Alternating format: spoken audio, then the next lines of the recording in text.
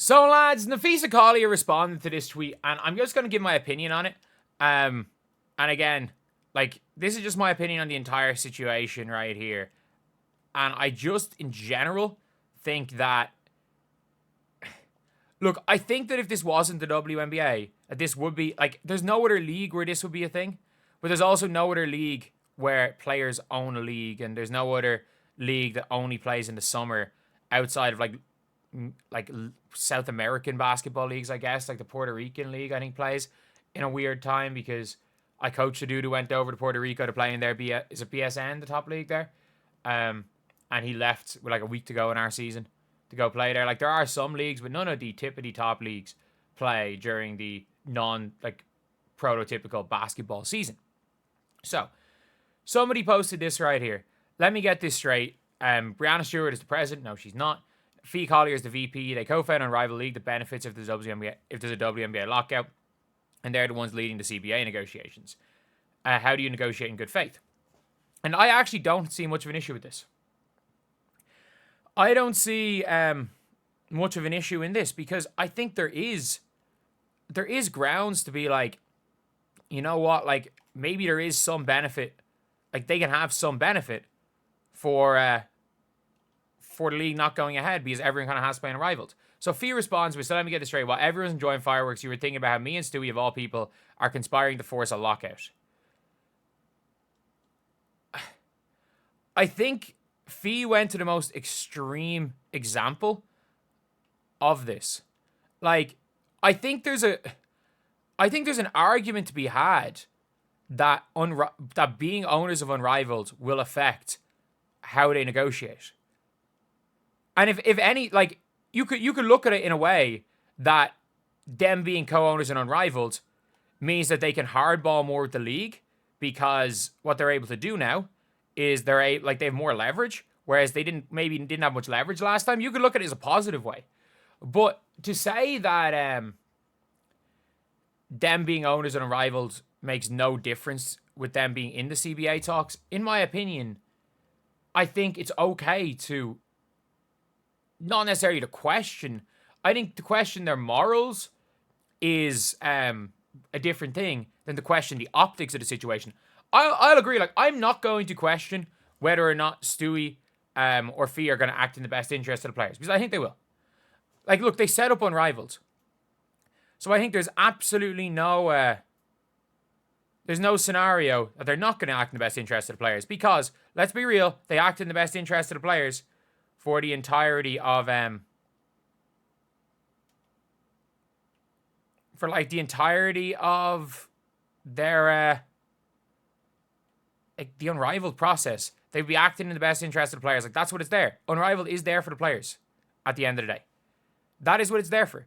So I'm not going to go out here and say that they're not going to do that. And I think that there's a big difference between saying they are conspiring to put the league in the lockout and saying that this is bad, the optics aren't good here, to saying that something can happen. Because look, we don't know who Fee is as a person. It's a result in less money year-round for WNBA players.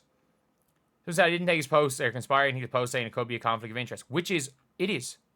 I mean this when I say this. It could be a conflict of interest. Not that it will be. Not that it has to be. It could be. And I think to completely just say, you know what, all's good, and anyone questioning this and anyone wondering what's going to happen automatically are against the league or against women is, I don't think that's the right thing either, because at the end of the day, it would be like if there was somebody that was on the FIBA board and they were in the negotiations, and then obviously what comes up in negotiations are players being allowed to represent their countries and everything. And then there's someone on the FIBA board who's there, and you're like, well, obviously they're going to take the side of FIBA. So, like, there's a conflict of interest there. When there's people involved in two competing leagues, and let's be honest, they are competing leagues. The EuroLeague, even though they're not on at the same time, they're not overlapping, they are competing leagues. Because at the end of the day, there is an attention economy. Like, college is a competing league, is competing with Unrivaled. College competes with the NBA. I'm trying to even think of things that aren't at different times. Like, they're not in direct competition, but they are competing leagues. And at the end of the day, I think Unrivaled's a good thing. I think it's a good thing that they set it up. And I think I don't think they're going to do anything wrong. But it's not it's not the fans' fault for thinking that there's a chance that something could end up happening with this. It's not the fans' fault for looking at the optics of this situation and saying, yeah, this doesn't look like what's going on here. They're literally co-founders of another league. And outside of Neko Wumuke, almost everyone a lot of the people that are involved, to be fair, Elizabeth Williams is quite high up as well, but a lot of the people that are involved in this are, our our shareholders in a league, which let's be real. If the WNBA season doesn't happen next year, Unrivaled is going to profit more. Like, it's just, that is a fact. That is a fact. It will profit more if the WNBA season it gets cancelled, and it's the only thing women's basketball there is. But at the end of the day, the players are going to make more with a WNBA season and an Unrivaled season. So look, I don't think the WNBA players are forcing themselves towards a lockout because they're trying to boost Unrivaled. I don't think that's the case. But the fact that there is a possibility that they can do that, I don't think they will. The fact that they can do that, that's where the conflict of interest arises. Because let's be real, the players are going to be a lot of these players are going to be, the players that are involved in Unrivaled are going to be a lot more willing to concede they're going to be a lot more willing to just say, you know what, we're done, we're out. And it could be at their worst. And it could go to the worst case scenario. Because they've got Unrivaled, they're able to stay in the country, they make a ton of money. And yeah, all of that things. The players might be more willing to do that. And again, that's a might. Because let's be real, if it's someone's only source of basketball income, they're a lot more likely to try to keep the league going and than if there's another league. But at the same time, you could make the argument that it's the exact same for players that are on those big money contracts at Fenerbahce or back in the day with our Russian team. But look, I don't think it's going to mean anything. I think if the players are going to lock out, I don't think it's going to have anything to do with Unrivaled. That's my opinion. I think there's going to be a lockout, but I think it's because the owners are like, we're not giving into your demands. You're demanding. As far as I'm aware, what we've heard from NECA is they're like, part of the conversations. I don't know if this was in it, but NECA has mentioned getting rid of the draft. And like, I mentioned that in a video, and everyone's like, where did you get that from? Dude, NECA literally, she was on a podcast with Steward, and she goes, well, I mean, we have to talk about, like, the NWSL got rid of their draft. And I'm like, well, she's clearly mentioning that. She's not saying that for no reason. And then, as well as that, you've got players like Stewie saying or Satu saying it's a slap to the face. Stewie saying they won't even respond to us. Satu just hates Kathy Engelbert. She just hates Kathy Engelbert like it's hilarious. She legitimately just hates her. And honestly, I think these CBA negotiations get messy. And we've also heard, again, Angel Reese saying if they don't pay us what we want, we're going to sit. Which is in my opinion, is reckless. It is an absolutely reckless statement to make, and I said it at the time. It is a reckless statement to make because Angel Reese is a player that can afford a lockout. There are players in the WNBA that can't afford a lockout.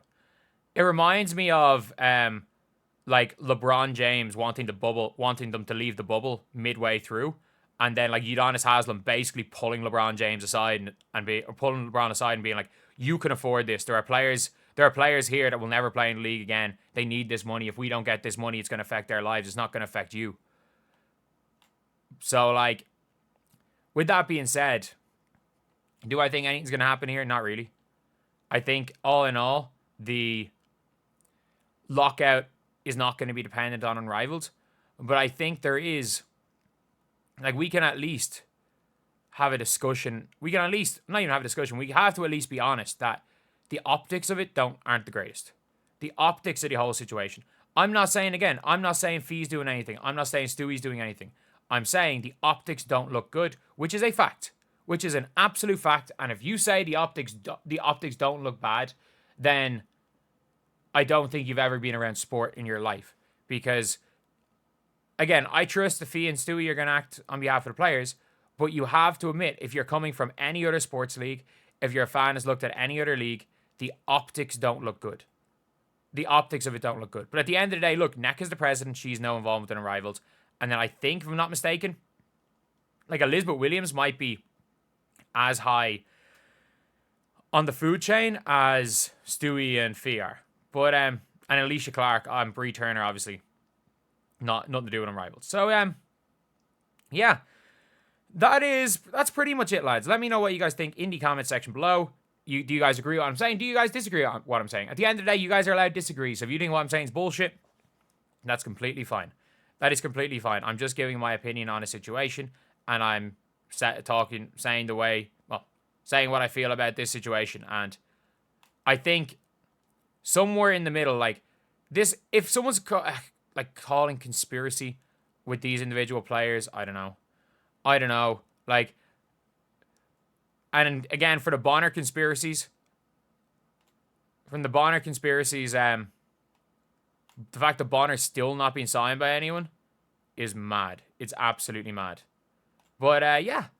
Anyway, let me know what you guys think in the comment section below. And as always, thank you guys for watching. Please like, comment, and subscribe.